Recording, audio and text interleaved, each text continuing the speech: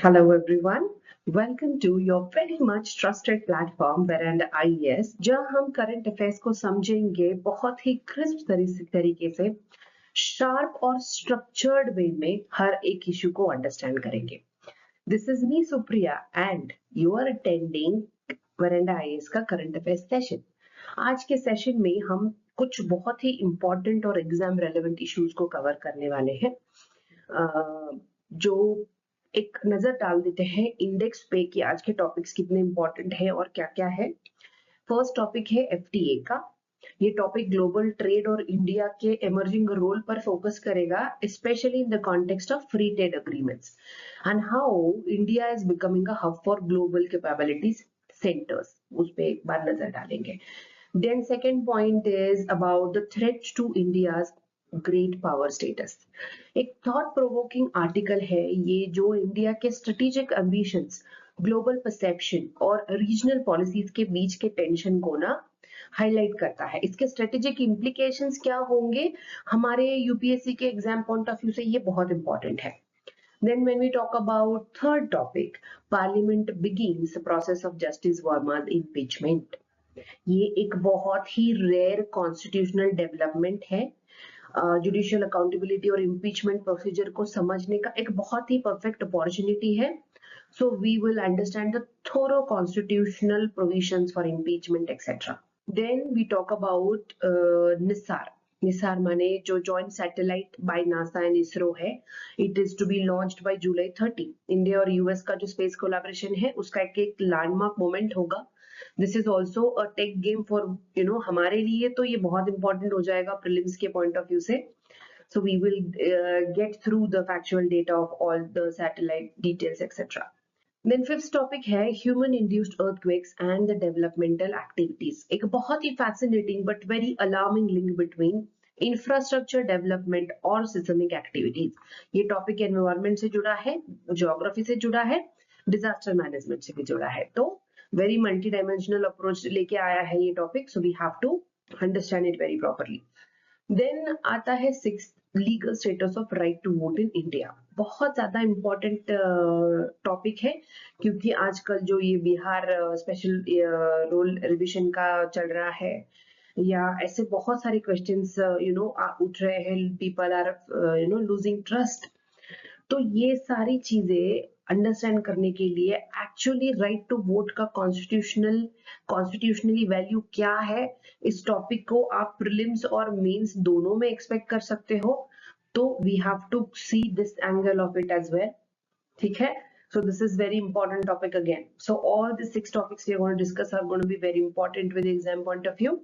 So let's start with our first topic यहाँ पे, जो FTA के बारे में है. तो चलिए शुरू करते हैं.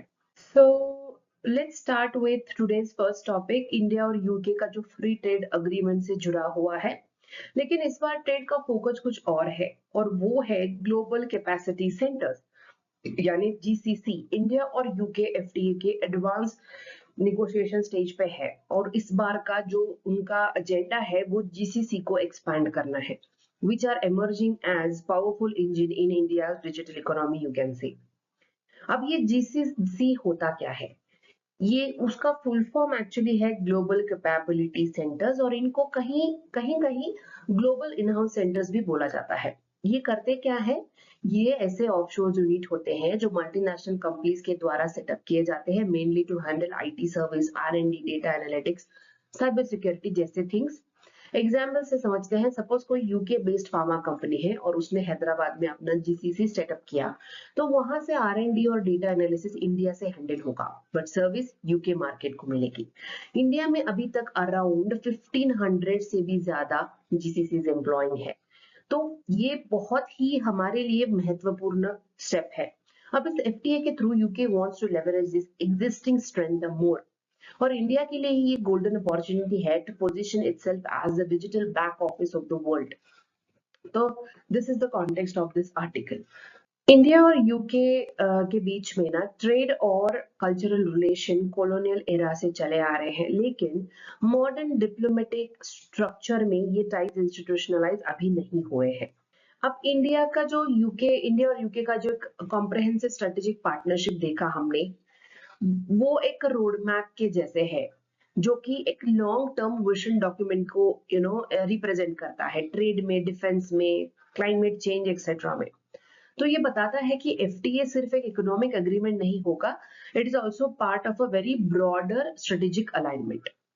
जो पोस्ट ब्रेक्सिट स्ट्रेटेजी थी यूके और इंडिया की, तो ब्रेक्सिट के बाद ब्रेक्सिट के बाद यूके को अपने नए ट्रेड पार्टनर्स की जरूरत पड़ गई थी, और इंडिया जैसे हाई ग्रोथ मार्केट नेचुरली उसके प्रायोरिटी लिस्ट में आ गए थे। तो जीसीसी यहाँ पर फिट होते हैं, क्योंकि प्रोवाइड ये क्या करते हैं, कॉस्ट इफेक्टिव टेक savvy और skill solutions to UK firms को प्रोवाइड करते हैं। So basically India is becoming UK का डिजिटल कॉरिडोर टू एशिया। अभी करंट नेगोशिएशन की बात करें तो जो एफटीए का ड्राफ्ट डेवलप हो रहा है उसमें क्या फोकस है, रेगुलेटरी बैरियर्स को हटाना, क्रॉस बॉर्डर कोलैबोरेशन को थोड़ा सा और स्मूथ करना में भी, एंड जीसीसी इकोसिस्टम को थोड़ा सा स्ट्रीमलाइन करना, यू कैन से। ये सब स्टेप्स जो है इंडिया के ईज ऑफ डूइंग बिजनेस और डिजिटल इकोनॉमिक गोल्स को डायरेक्टली सपोर्ट करते हैं। तो इट बिकम्स वेरी इंपॉर्टेंट अगर ये नेगोशिएशन फाइनल हो जाते हैं।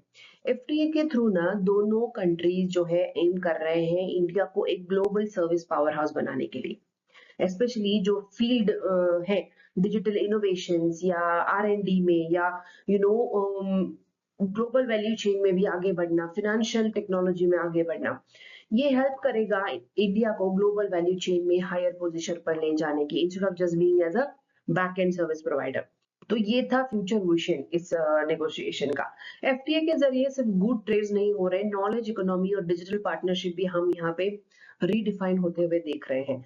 तो जीसीसी जो है, they are no longer just a cost centre, they are becoming a very much strategic innovation hub, you can say. तो अब हम देखते हैं यहाँ पे बेनिफिट्स, प्रैक्टिकली कैसे फायदा होगा ग्लोबल कैपेबिलिटी सेंटर्स का। लेट्स ट्राई एंड अंडरस्टैंड जो कोर बेनिफिट्स रहेंगे। हमारे एग्जाम पॉइंट ऑफ व्यू से भी आप इसको एक फ्रेमवर्क की तरह ले सकते हैं। सबसे पहला बेनिफिट है टैलेंट का आसान मूवमेंट।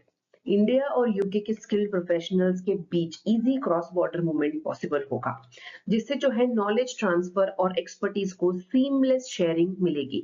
सोच एक सिचुएशन है जहां एक इंडियन एआई इंजीनियर लंदन जाकर इनोवेशन टीम का पार्ट बनेगा, बिना कोई कॉम्प्लेक्स वीजा रेस्ट्रिक्शन के। Sounds very nice. देन आएगी बात एफटीए से आईपी फ्रेमवर्क स्ट्रांग बनाने की, जिससे यूके की कंपनीज और इंडियन टैलेंट के बीच इनोवेशन कोलैबोरेशन को हम प्रमोट कर पाएंगे। इसका मतलब है इंडियन आर&डी फर्म्स अब यूके के क्लाइंट्स के साथ आईपी बेस्ड सोल्यूशन भी डेवलप कर सकेंगे, not just basic services. Then when we talk about digital standards, ये FTA हेल्प करेगा डिजिटल और डेटा स्टैंडर्ड्स को हार्मोनाइज करने में, जिससे एक सीमलेस डिजिटल इकोसिस्टम बनेगा, बहुत ही क्रॉस बॉर्डर सर्विसेज के लिए आसानी हो जाएगी। ये स्पेशली उसके लिए इंपॉर्टेंट है जब जीसीसी में काम कर रहे हो across different regulatory environments, becomes very important. Then when we talk about strategic innovation, UK companies जो है अब इंडिया को सिर्फ एक कॉस्ट सेविंग डेस्टिनेशन नहीं देखती है, बल्कि एक स्ट्रेटेजिक इनोवेशन हब के रूप में देख रही है। इसका मतलब इंडिया का जो रोल है, it is moving from doer to innovator, you can say, in the global service ecosystem. हमारा रोल जो है काफी शिफ्ट हुआ है। ये एफटीए इंडिया के डेमोग्राफिक डिविडेंड, डिजिटल स्ट्रेंथ को सबको स्मार्टली लेवरेज करेगा through a knowledge based and high partnership with UK. So this is how it is going to benefit us. So moving on to our next topic. अब यहाँ पे हम discuss कर रहे हैं कुछ ऐसा टॉपिक जो जियो पॉलिटिक्स से जुड़ा है और डायरेक्टली इम्पैक्ट करता है इंडिया के ग्लोबल एस्पिरेशंस को। ये कॉन्टेक्स्ट इस बात का है ये आर्टिकल में कि जो वेस्ट एशिया है ना, उसकी tension specially US Israel Iran equation के अराउंड। इसका बैकग्राउंड ये है कि यूएस का aggressive stance towards Iran, specially post Trump era है, हैज बीन बिल्डिंग प्रेशर। ये स्टांस बहुत ज्यादा इन्फ्लुएंस होता है इजराइल की सिक्योरिटी कंसर्न्स को लेके, अमेरिकन का जो नॉन न्यू कंजर्वेटिव आइडियोलॉजी है ना उनको लेके। तो इसका मतलब क्या है कि वेस्ट एशिया में कॉन्फ्लिक्ट की हाई पॉसिबिलिटी है, जिसका रिपल इफेक्ट इंडिया तक आता है। What if Iran is toppled militarily? अगर यूएस इजराइल ईरान वॉर होता है तो सिर्फ रीजनल डिस्टेबलाइजेशन नहीं होगा यहाँ पे, बल्कि इंडिया का जो ड्रीम है great power in multipolar world बनने का, उस पर भी बहुत बुरा इफेक्ट पड़ेगा। इंडिया का जो है डीप एनर्जी टाइज है ईरान के साथ, चाबहार पोर्ट बहुत ही क्रिटिकल है टू इंडियाज कनेक्टिविटी, और west Asia is home to lakhs of Indian workers. तो अगर रीजन ये सारा अनस्टेबल होगा तो इंडिया का स्ट्रेटेजिक ऑटोनॉमी जो है, रीजनल बैलेंसिंग, ये सारा जो प्रोजेक्शन है तीनों अंडरकट हो जाएंगे। हमारे लिए ये अंडरस्टैंडिंग इसलिए जरूरी है out of like exam point of view से भी, क्योंकि जो हमारी इंडियन फॉरेन पॉलिसी है उसको क्या क्या चैलेंजेस फेस करने होते हैं, ये आर्टिकल वही दिखाता है। मे बी ये थीम ना फ्रीक्वेंटली आईआर में पूछा जाता है कि यू you नो know, आपका एक स्ट्रॉन्ग ओपिनियन होना कि इंडियन फॉरेन पॉलिसी के बारे में या जो वेस्ट में डिस्टरबेंस हो रहा है उसके बारे में बहुत इंपॉर्टेंट है। तो इसीलिए आर्टिकल को मैंने सिलेक्ट किया था for you all to explain the context properly. आगे देखते हैं हाउ इट टेक्स अस। मैंने आपको बताया कि वेस्ट एशिया की इंस्टेबिलिटी जो है कैसे इंडिया के ग्रेट पावर ड्रीम को थ्रेट कर रही है। अब यहाँ पे हम थोड़ा सा कॉन्सेप्चुअली समझते हैं कि ग्रेट पावर स्टेटस का एक्चुअल मतलब क्या है, मल्टीपोलैरिटी का मतलब होगा क्या। अब एक ग्रेट पावर वो होती है जिसका ग्लोबल इन्फ्लुएंस बहुत ही सिग्निफिकेंट होता है, not just economically but also militarily. और सबसे इंपॉर्टेंट है उस पावर का रोल होता है ग्लोबल रूल्स बनाना और नॉर्म सेट करना। इंडिया भी यही स्टेटस चाहता है, लेकिन कंडीशंस के साथ। वो हमेशा अपनी इंडिपेंडेंट फॉरेन पॉलिसी को मेंटेन करता है। That means we are not aligned to anybody, not under any pressure, चाहे वो यूएस हो चाइना हो। Then when we talk about multipolarity, multipolar world का मतलब है एक ऐसा ग्लोबल सिस्टम जहां कोई भी एक देश डोमिनेट नहीं करता। पावर जो है इवनली स्प्रेड होगी बिटवीन ऑल द कंट्रीज। अब इंडिया यहाँ पे क्या बात, India, China, Russia, USA, European union, ये सारे नेशन स्ट्रॉन्ग है, बट ये वर्ल्ड ऑर्डर इंडिया के लिए आइडल बनाने के लिए इंडिया को थोड़ा और टॉप पे जाना है, क्योंकि हमारे लिए स्ट्रेटेजिक और ऑटोनॉमी मेंटेन करना तब इजी हो जाएगा। ये मैटर हमें इसीलिए करता है क्योंकि अगर वेस्ट एशिया में कोई वॉर या डिस्टरबेंस आएगी तो इंडिया को के ऊपर प्रेशर आ जाएगा। इससे इंडिया का जो बैलेंस फॉरेन पॉलिसी अप्रोच है वो हैम्पर करेगा कहीं ना कहीं। यहाँ पे एक अनवांटेड अलायंस बन जाएगा जो इंडिया के ग्रेट पावर एस्पिरेशंस को यहाँ पे अंडरमाइन करेगा। तो this is how the western wars या कोई भी disturbances are going to impact India strategic autonomy as well. So now let's analyse कि अगर ईरान में कॉन्फ्लिक्ट एस्केलेट होता है, जैसे कि US Israel versus Iran war हो गया, तो इंडिया पर इसका डायरेक्ट और इनडायरेक्ट इम्प्लीकेशंस क्या होंगे। तो यहाँ पे विल ट्राई एंड अंडरस्टैंड थोड़ा सा one by point wise. Energy security के अब देखोगे तो ईरान की कोलैप्स का मतलब होगा इंडिया के लिए स्ट्रेटेजिक एनर्जी ऑटोनॉमी का एंड। ऑयल प्राइसेस शूट करेंगे और इसका प्रेशर जो है डायरेक्टली पड़ता है इन्फ्लेशन, करंट अकाउंट डेफिसिट, हमने बहुत बार डिस्कस किया है। याद रखिए इंडिया अपनी एनर्जी इंपोर्ट्स 80% से ज्यादा गल्फ रीजन से मंगाता है। ईरान बहुत ही क्रूशियल सेटअप है इंडिया के लिए।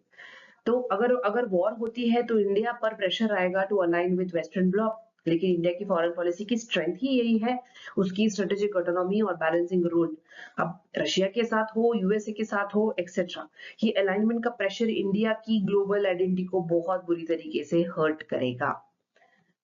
तो ग्लोबल गवर्नेंस देखो आप, अगर यूएस की हेगेमनी जो है फिर से अगर उन्होंने वो स्टार्ट कर दिया, असर्ट हो गया, तो इंडिया का role in shaping global governance institutions वो बहुत वीक हो जाएगा। इंडिया चाहता है मल्टीपोलर ग्लोबल सिस्टम, लेकिन कॉन्फ्लिक्ट की वजह से वो ग्लोबल वॉइस जो है डाइल्यूट होगा कहीं ना कहीं पे। And then when we talk about west Asia का कॉन्फ्लिक्ट इंडियन डायस्पोरा पे कैसे अफेक्ट करेगा, ट्रेड रूट्स जो है डिस्टर्ब हो जाएंगे, चबहार प्रोजेक्ट जो है हमारा जियो पैराडाइज हो जाएगा। और ये सब मिलके जो है इंडिया के नेबरहुड फर्स्ट और वेस्ट एशिया आउटरीच को कहीं ना कहीं इम्पैक्ट करेंगे। तो यहाँ पे हमने ये देखा कि कैसे जियोपॉलिटिक्स में किसी भी मेजर कॉन्फ्लिक्ट का मल्टी डायमेंशनल इम्पैक्ट होता है, and India as a rising power must navigate it smartly and independently, I can say here. Okay, अब हम आ गए हैं एक ऐसे टॉपिक पर जो रेयरली डिस्कस होता है लेकिन यूपीएससी के लिए एक्सट्रीमली इंपॉर्टेंट है, जजेस का इम्पीचमेंट। और इस बार ये न्यूज में है जस्टिस यशवंत वर्मा के केस को लेके। I will give you a short background on this. Justice Yashwant Verma जो पहले दिल्ली हाईकोर्ट में थे, उन्हें ट्रांसफर किया गया था Allahabad high court after currency notes were found burned at his official residency. तो एथिकल कंसर्न के चलते उनका ट्रांसफर किया था। पार्लियामेंट ने impeachment motion को इनिशिएट किया with 150 plus MPs across both houses signing the petition which indicates rare bipartisan support. ये प्रोसेस क्या होता है, यू ट्राई टू अंडरस्टैंड. जजेस को रिमूव करने का प्रोसेस आर्टिकल 124 क्लॉज 4 और जजेस इंक्वायरी एक्ट के अंडर होता है. तो ये आर्टिकल जो है सुप्रीम कोर्ट जजेस के लिए सेम प्रोसेस हाई कोर्ट जजेस पे भी अप्लाई होती है. प्रोसेस क्या इंक्लूड करता है? मोशन को साइन करना होगा 100 प्लस लोकसभा मेंबर्स और 50 प्लस राज्यसभा मेंबर्स ने. इंक्वायरी कमेटी फॉर्म होगी, पार्लियामेंट वोटिंग होगी, special majority in both houses के चलते प्रेसिडेंट का असेंट मिलेगा, तब इम्पीचमेंट होगी. ये एक एक्सट्रीमली रेयर प्रोसीजर है. अब तक सिर्फ एक ही जज फॉर्मली इम्पीच हुआ है, जस्टिस सौमित्रा सेन 2011 में. प्रोसेस तक गया बट रेजिग्नेशन से ये प्रोसेस अवॉइड हो गई थी. तो चलते हैं टू बेटर अंडरस्टैंड कि इम्पीचमेंट की प्रोसेस क्या होती है, पहले कौन कौन इम्पीच किया गया है, etcetera. Will try and understand. यहाँ पे अंडरस्टैंड करेंगे जुडिशियल इम्पीचमेंट का एक प्रोसेस कॉन्स्टिट्यूशन के तहत कैसे होता है. ये प्रोसेस आर्टिकल 124 क्लॉज 2 और जजेस एक्ट के थ्रू होता है. पहले होता है मोशन इनिशिएशन. इम्पीचमेंट का पहला स्टेप है मोशन को इनिशिएट करना. लोकसभा में कम से कम 100 एमपीज और राज्यसभा में अराउंड 50 एमपीज को ये करना होता है, सिग्नेचर देना होता है. एंड ग्राउंड्स क्या होने चाहिए? प्रूव्ड मिसबिहेवियर और इनकैपेसिटी. फिर आता है स्पीकर और चेयरमैन एडमिशन. इस मोशन को लोकसभा स्पीकर या राज्यसभा चेयरमैन एडमिट करते हैं, तभी आगे का ये प्रोसेस चालू होता है. यहाँ पर डिस्क्रिशन होता है प्रिसाइडिंग ऑफिसर का, वो डिसाइड करता है whether the motion has merit और no. Then we form the inquiry committee. अगर मोशन एडमिट हो गया तो एक 3 मेंबर इंक्वायरी कमेटी बनाते हैं. उसमें सुप्रीम कोर्ट का जज, हाई कोर्ट के chief justice and distinguished eminent jurist होता है. ये कमेटी इन्वेस्टिगेशन करती है चार्जेस के अगेंस्ट अबाउट द जज. देन आएगा पार्लियामेंट्री वोट. अगर कमेटी जज को गिल्टी फाइंड करती है तब मैटर जाता है दोनों हाउसेस के वोट में. लेकिन वोट भी सिंपल मेजोरिटी से नहीं होता, वोटिंग भी स्पेशल मेजोरिटी चाहिए होती है. Majority of total membership plus 2/3 of members present and voting. फिर आता है प्रेसिडेंट असेंट. दोनों हाउसेस से पास होने के बाद प्रेसिडेंट ऑफ इंडिया असेंट देते हैं, तब जाके फॉर्मली जज को रिमूव किया जा सकता है. Now I know it's too factual data to keep it in mind, but आप उसको हमेशा रिवाइज करते रहोगे तो वो आपके दिमाग में बैठ जाएगा. But you can expect a question on this, क्योंकि ये न्यूज में है एंड कभी बहुत ही रेयर है, तो you can expect a question on this. Please write down this in your notes and try to revise it. तो अभी हमने कॉन्स्टिट्यूशनल का सारा प्रोसेस देखा, इम्पीचमेंट कैसे किया जाता है कॉन्स्टिट्यूशनली. लेकिन क्या आप जानते हैं कि इंडिया की हिस्ट्री में आज तक एक भी जज का इम्पीचमेंट सक्सेसफुली कंप्लीट नहीं हुआ है. यहाँ पे एक क्विक टाइमलाइन देखते हैं 3 मेजर जुडिशियल इम्पीचमेंट अटेम्प्ट्स की इन इंडिया. फर्स्ट है जस्टिस वी रामास्वामी इन 1993. ये पहला इम्पीचमेंट मोशन था इंडिपेंडेंट इंडिया का, लेकिन लोकसभा में फेल हो गया क्योंकि रूलिंग पार्टी ने एब्सटेन किया वोट से, जिससे मोशन पास ही नहीं हो पाया. इससे एक इंपॉर्टेंट प्रेसिडेंट सेट हुआ कि पॉलिटिकल विल भी मैटर करता है जुडिशियल अकाउंटेबिलिटी में. Then came justice Soumitra Sen 2011 का केस. इसमें राज्यसभा ने इम्पीचमेंट मोशन पास कर दिया था, बट जस्टिस सेन ने रिजाइन कर दिया before it could reach even Lok Sabha. यानी प्रोसेस कंप्लीट होने से पहले ही उन्होंने एग्जिट ले ली थी. नाउ जस्टिस वर्मा 2024, ये लेटेस्ट केस है जिसमें पार्लियामेंट ने impeachment इनिशिएट किया है with bipartisan support. This is a test case for the constitutional machinery of judicial accountability, you can say. ये प्रोसेस इस बार कंप्लीट होगा या नहीं, ये भी समझना जरूरी है कि इम्पीचमेंट का प्रोसेस एक तरफ जुडिशियल इंडिपेंडेंस को रिस्पेक्ट करता है और दूसरी तरफ पब्लिक ट्रस्ट और एथिक्स को अपहोल्ड करता है. तो यहाँ पे वी कैन सी कि ये जो रेयर प्रोसेस है वो इस बार कंप्लीट होने वाली है और what it takes its course we will follow the news. तो एक we have reached to another topic of the day. India और यूएसए का पहला joint earth observation satellite NISAR launch हो रहा है 30 जुलाई 2025 को फ्रॉम श्रीहरिकोटा. निसार है क्या? निसार का फुल फॉर्म है NASA ISRO synthetic aperture radar, ये है इंडिया का पहला ऐसा सैटेलाइट जिसमें dual frequency synthetic aperture radar use होंगे on board a single satellite, यानी कि एल बैंड और एस बैंड रडार है, रियल टाइम अर्थ सरफेस को मॉनिटर करेंगे एंड बहुत ही प्रिसीजन के साथ लैंड चेंजेस, अर्थक्वेक एक्सेट्रा को वो मॉनिटर करेंगे। ये प्रोजेक्ट हमें मैटर इसलिए करता है, डेकेड लॉन्ग कोलैबोरेशन है हमारा नासा और इसरो दोनों का, और ये दिखाता है कि इंडिया स्पेस में सिर्फ फॉलोवर नहीं है बल्कि पार्टनरशिप के तौर पे उतर रहा है।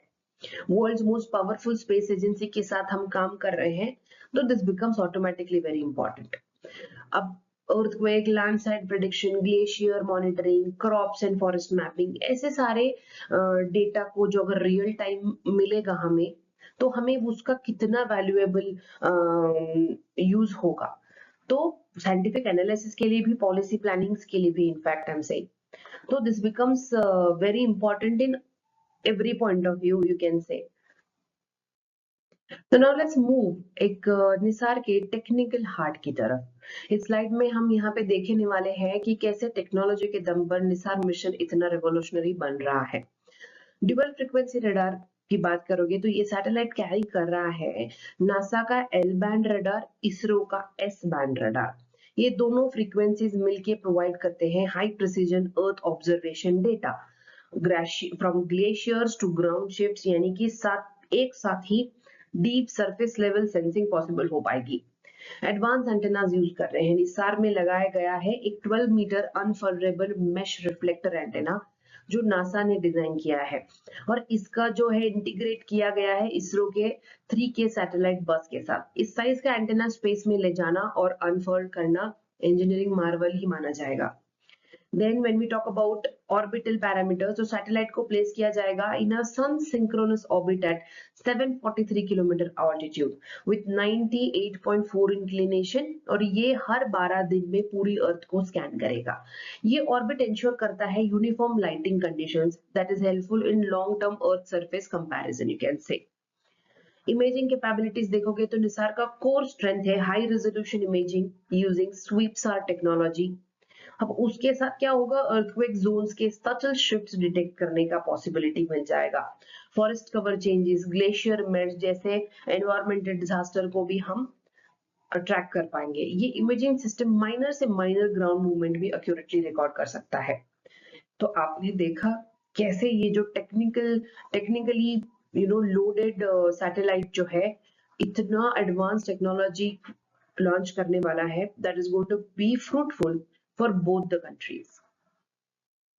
अब सैटेलाइट की सारे टेक्नोलॉजिकल एस्पेक्ट समझने के बाद, लॉन्च डिटेल समझने के बाद, ये सैटेलाइट करेगा क्या उसका थोड़ा अंडरस्टैंडिंग ले लेते हैं। हम यहाँ पे देखेंगे 3 major applications of the satellite जो हमें मल्टीपल सिलेबस एरिया को भी टच करते हैं इन यूपीएससी। क्लाइमेट मॉनिटरिंग, मिसाल हेल्प करेगा ग्लेशियर्स के मास चेंजेस, सी आइस कवर्स, फॉरेस्ट लॉस को ट्रैक करने में, और वो भी विद बहुत ही अनप्रेसिडेंटेड प्रिसीजन। इससे क्या मिलेगा, मिलेगा exact data to set climate change impact, carbon sinks का श्रिंक होना, ग्लेशियर रिट्रीट पैटर्न सब मैप होगा, यानी perfect input for India's climate policy and COP commitments, you can say. Then we are talking about disaster management. ये satellite map करेगा soil moisture, storm tracking, earthquakes, flood, tsunami जैसे सारे जो impact zone होते हैं उनको। इस डेटा का यूज होगा इमरजेंसी प्रिपेयर्डनेस और रिलीफ प्लानिंग में। तो ये डिजास्टर मैनेजमेंट पॉलिसी जो है उनके लिए तो ये गेम चेंजर साबित हो जाएगा, स्पेशली फॉर एनडीआरएफ जो होते हैं, नेशनल डिजास्टर रिस्पांस फोर्स होती है। Then agriculture monitoring again very important for India, क्योंकि crop health monitoring, soil conditioning के असेसमेंट, लैंड यूज चेंजेस कैसे हो रहे हैं उनको ट्रैक करना। इस डेटा का यूज होगा सस्टेनेबल अग्रीमेंट एग्रीकल्चर के लिए। फूड सिक्योरिटी इनिशिएटिव को यहाँ पे कहीं ना कहीं स्ट्रेंथ मिलेगी, यानी कि हमारा डिजिटल इंडिया, एग्रीटेक, सारा क्लाइमेट रेजिलियंस, ये सबको टच करता है कहीं ना कहीं। आपके लिए, हमारे लिए ये जानना इंपॉर्टेंट है क्योंकि ये एनवायरमेंट, एग्रीकल्चर, डिजास्टर मैनेजमेंट तीनों थीम से कितना मैच कर रहा है। Science and take GS3 paper के लिए अगेन बिकम्स वेरी इंपॉर्टेंट। तो NISAR is not just a mission, it is हमारे लिए एक टूल किट की तरह है for governance, for effective governance you can say.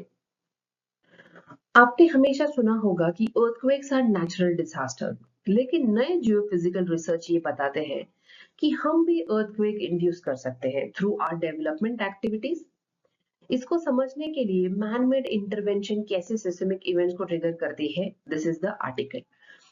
अब सिस्मोलॉजिकल रिसर्च लेटर्स 2017 के मुताबिक पिछले 150 इयर्स में दुनिया भर में 700 प्लस जो है ह्यूमन इंड्यूस अर्थक्वेक्स रिकॉर्ड किए गए हैं, और इंडिया का सबसे नोटेबल एग्जांपल है 1967 का कोयना अर्थक्वेक। मैग्नीट्यूड था अराउंड 6.3, लोकेशन महाराष्ट्र में। ये कॉज इसलिए होता, कोयना डैम के पीछे पानी इंपाउंड करने से ग्राउंड स्ट्रेस बढ़ गया था, यानी even water pressure buildup large dams can disturb seismic equilibrium of the area. कौन से डेवलपमेंट एक्टिविटीज होते हैं? डैम का कंस्ट्रक्शन जिम्मेदार होता है, ग्राउंड वाटर का ओवर एक्सट्रैक्शन, देन अगर माइनिंग की बात करेंगे तो वो एक जिम्मेदारी है, एंड हाइड्रोकार्बन का एक्सप्लोरेशन। इन सब एक्टिविटीज के थ्रू हम देखते हैं कि कैसे एक स्ट्रेस इम्बैलेंस हो जाता है क्रस्ट में। तो यहाँ पे ये लीड करता है to small moderate tremors. So this is the article to understand कैसे हम उसको हैंडल करें, किसकी वजह से होता है। Will try and understand it in a better way. So last हमने देखा कि कैसे हम अर्थक्वेक्स नेचुरल भी होते हैं और ह्यूमन इंड्यूस भी होते हैं, कैसे ट्रिगर होता है। अब यहाँ पे हम डिटेल में अंडरस्टैंड करेंगे कौन कौन से डेवलपमेंटल एक्टिविटीज होते हैं जो रिस्पॉन्सिबल होंगी फॉर इंड्यूसिंग सिस्मिक एक्टिविटीज। पहला है डैम कंस्ट्रक्शन। जब किसी डैम के पीछे लार्ज रिजर्वायर्स एक्यूमुलेट होते हैं तो वो अर्थ क्रस्ट पर इमेंस प्रेशर डाल देता है। ये प्रेशर कॉज करेगा सीपेजेस अलोंग फॉल्ट लाइंस, और इसी वजह से 1967 में जो कोयना का अर्थक्वेक हुआ था, this had the problem, This was the problem behind that. Then groundwater extraction, ज्यादा पंपिंग से सरफेस प्रेशर रिड्यूस हो जाएगा। इससे रॉक्स में माइनर एडजस्टमेंट होती है जो कभी भी सिस्मिक डिस्टर्बेंस ट्रिगर कर देंगी। ये specially urban and agrarian areas में ज्यादा पॉसिबल होगा जहां पे ग्राउंड वाटर डिपेंडेंसी जो है हाई होती है। Then mining operation, large scale mining disturb करता है stress balance in the crust, especially in vulnerable seismic zones. तो mining can even lead to localized tremors और microquakes you can say. Mining induced tremors जैसे China में देखा होगा, USA में, हमारे इंडिया में भी झारखंड जैसे रीजन में ये रिपोर्ट हुए थे एक्चुअली। देन एनर्जी एक्सप्लोरेशन, ये कैटेगरी सबसे मॉडर्न और डेंजरस होती है क्योंकि यहाँ पे जो है इंक्लूड होता है oil and gas extraction, carbon sequestration जैसी चीजें इंक्लूड होती है, फ्लूइड इंजेक्शन इन शेल रॉक, जो सारी प्रोसेस होती है, ये एक्टिविटी जो है डिस्टर्ब करेंगी सब सरफेस स्ट्रेस इक्विलिब्रियम को। तो जो कम मैग्नीट्यूड का अर्थक्वेक है उससे पॉसिबल हो जाता है, ये एक्टिविटीज से वो पॉसिबल होता है। तो this were the few causes activities जहां से हम सोच सकते हैं कि हम सिस्मिक एक्टिविटी को ट्रिगर कर सकते हैं। ओके हम यहाँ पे कुछ real life Indian case studies हैं जिनके थ्रू समझेंगे कि ह्यूमन एक्टिविटीज कैसे अर्थक्वेक ट्रिगरिंग एजेंट्स बन गए उन दिनों। ये एग्जाम्पल आप यूपीएससी में एग्जाम में लिख सकते हो, मेंस आंसर में कैसे एनरिच करेगा कि आप लिखोगे कि कोयना में ऐसे ऐसे हुआ था इसके वजह से, तो it becomes very nice. India का मोस्ट साइटेड एग्जाम्पल है कोयना का अर्थक्वेक जो 1967 में हुआ था, 6.3 मैग्नीट्यूड। अब उसका उनका ये था impounding of water behind dam, तो इससे major casualties and infrastructure loss हुआ था, और ये इवेंट के बाद रिजर्वायर ट्रिगर्ड ट्रेमर्स का बहुत सीरियसली स्टडी स्टार्ट हो गया था। फिर दिल्ली रीजन में भी ट्रेमर्स पाए गए 2003 और 12 के दौरान ना, एनसीआर में मल्टीपल माइनर ट्रेमर्स देखे अप टू 4.5 मैग्नीट्यूड। तो स्टडीज तब क्या सजेस्ट किया था, ग्राउंड वाटर का ओवर एक्सट्रैक्शन सब सरफेस स्ट्रेस को डिस्टर्ब कर देता है और वाटर टेबल गिरते ही क्वेक्स जो है फ्रीक्वेंट हो जाती है। अर्बन प्लानिंग और ग्राउंड वाटर रेगुलेशन के लिए एक बहुत ही स्ट्रॉन्ग वार्निंग के जैसे था ये। देन इडुक्की डैम जो केरला में था, ये डैम के आसपास के एरिया में ऑब्जर्व किए गए कुछ सिस्मिक एक्टिविटीज। एक्सपर्ट क्या मानते हैं कि रिजर्वायर इंड्यूस्ड सिस्मिक होता है जो, तो उसके लिए ऑनगोइंग सिस्मिक मॉनिटरिंग काफी नहीं होता, उसके लिए हमें थोड़ा सा एडवांस मॉनिटरिंग की जरूरत है। अब वेस्टर्न घाट्स में भी ऐसे चीजें देखी, तो थोड़ा अनयूजुअल सिचुएशन है जहां पे रेनफॉल से जो अपलिफ्ट प्रेशर क्रिएट होता है हिल्स पे, उसने सिस्मिक अपलिफ्ट ट्रिगर किया था। और साइंटिस्ट को लगा कि रेनफॉल रन ऑफ सिस्टम का पूरा मॉडल जो है रिवाइज करना पड़ेगा इसके चलते।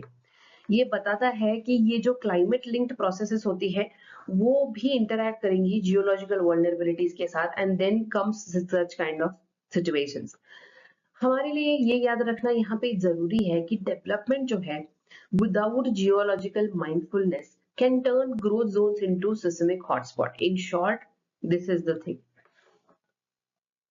सो we have reached the last part of our session today. आज का लास्ट आर्टिकल है। बस इस सेशन के फाइनल और बहुत ही कंफ्यूजिंग लेकिन इंपॉर्टेंट टॉपिक पे ध्यान से। Confusing why I am saying, I will tell you. Right to vote, ये बहुत डिबेट है, हमने पहले भी डिस्कस किया है हमारे सेशंस में। तो राइट टू वोट क्या फंडामेंटल राइट है या कॉन्स्टिट्यूशनल राइट है या स्टैट्यूटरी राइट है? Let's break it down for us. यहाँ पे न्यूज में इसीलिए है क्योंकि सुप्रीम कोर्ट अभी एक कॉन्स्टिट्यूशनल पिटीशन सुन रहा है रिलेटेड टू बिहार एसआईआर, मैंने बोला स्पेशल इंटेंसिव रिविजन के लिए चल रहा है। तो ये क्वेश्चन यहाँ पे रेज हुआ था कि क्या वोटिंग एक फंडामेंटल राइट है या नहीं। अगर किसी को हम इंक्लूड एक्सक्लूड कर रहे हैं तो उनका फंडामेंटल राइट वायलेट होता है या नहीं, एक्सेट्रा। ये सारा डिबेट है। लैंडमार्क जजेस की जजमेंट्स का एक बार देख लेते हैं। सी 1952 में पोनुस्वामी केस में सुप्रीम कोर्ट ने कहा था right to vote is purely statutory right and not a fundamental nor a constitutional. It flows from the Representation of People Act, not directly from the Constitution. This is what the court has observed. 1982 में ज्योति Basu case ने क्या किया, उनको रिअफर्म किया, फिर बोला voting right fundamental right नहीं है और but only a right granted by statute. So मतलब जो पार्लियामेंट ने लॉ पास किया था उसके चलते ही ये राइट है। 2003 में PUCL case, justice PV Reddy ने क्या कहा, right to vote as a concept must be statutory, लेकिन right to know about the candidate, right to information is a constitutional right under article 19 clause 1 sub clause A. यानी कि voting का act जो है statutory है, लेकिन informed voting का right constitutional protection में आता है। अब यहाँ पे हमको ये समझना है कि voting is a statutory right, लेकिन उससे जुड़ी ट्रांसपेरेंसी और पार्टिसिपेशन फंडामेंटल राइट्स के एम्बिट में आती है। जीएस2 में आप हमेशा ये क्वेश्चन देखोगे, इलेक्शन लॉज पे, डेमोक्रेटिक राइट्स पे, इलेक्ट्रल रिफॉर्म्स पे, जब भी ये आएगा आप अगर इसको मेंशन करेंगे तो इट विल बी हेल्पफुल। अब वोट देना हो सकता है स्टैट्यूटरी, पर वोट देने की जिम्मेदारी भी है और एक कॉन्स्टिट्यूशनल एक्सपेक्टेशंस भी है। This is what this article is highlighting. तो यहाँ पे हम टाइप्स ऑफ राइट्स क्या है देख लेते हैं, तो यू अंडरस्टैंड कि हम कैसे बात, किसके बारे में बात कर रहे हैं। हमारे एग्जाम पॉइंट ऑफ व्यू से भी ये बहुत इंपॉर्टेंट हो जाएगा, जो डिफरेंट टाइप्स ऑफ राइट्स होते हैं इन इंडियन लीगल सिस्टम। तो ये अंडरस्टैंड करेंगे, इससे आपको आगे जाके कोई टॉपिक आएगा तो you can easily understand. Natural rights क्या होते हैं? ये वो राइट्स हैं जो ह्यूमन बींग्स को उनके एग्जिस्टेंस से ही मिल जाते हैं। जैसे कि for example I am giving you life, liberty से जीना, डिग्निटी के साथ जीना, है ना। ये लीगल सिस्टम के बियॉन्ड भी एग्जिस्ट करते हैं, लेकिन इनको लीगल रिकॉग्निशन भी मिला हुआ है in some cases, that is a different part. Then we talk about the fundamental rights. ये rights part 3 of Constitution में enshrined है।